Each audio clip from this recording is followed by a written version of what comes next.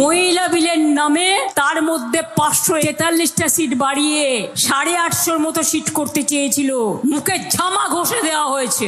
বাংলার মানুষ আরেকবার ঝামা ঘষে দিন, সব যাবে। যখন পতন শুরু হয় না, একেবারে হয়।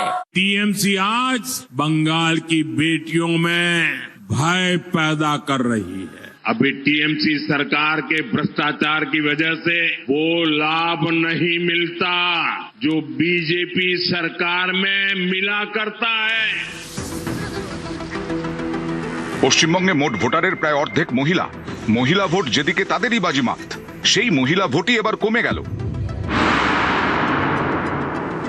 গত 9 এপ্রিল ছিল দ্বিতীয় দফার ভোটে মনোনয়নের শেষ দিন। সেদিন পর্যন্ত ফ্রিজ করা ভোটার তালিকা অনুযায়ী পশ্চিমবঙ্গে মহিলা ভোটারের সংখ্যা 3,33,14,628। 21 ও 24-এর বিধানসভা ভোটের তুলনায় রাজ্যে ঠিক কতটা কমল মহিলা ভোট? 21-এর বিধানসভা ভোটে রাজ্যে মহিলা ভোটারের সংখ্যা ছিল 3,59,35,611। এবার মহিলা ভোটারের সংখ্যা 3,33,14,628। অর্থাৎ 21-এর তুলনায় 26-এ মহিলা ভোটার কমে গেল 26,20,983। 24-এর লোকসভা ভোটে মহিলা ভোটারের সংখ্যা ছিল 3,73,48,511।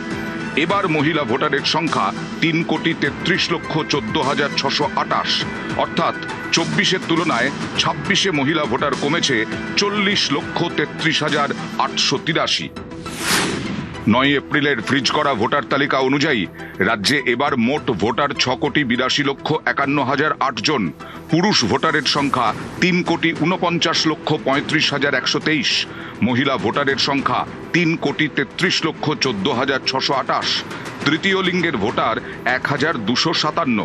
অর্থাৎ রাজ্যে এবার পুরুষ ভোটার মোট ভোটারের 51.18% আর মহিলা ভোটার 48.81%।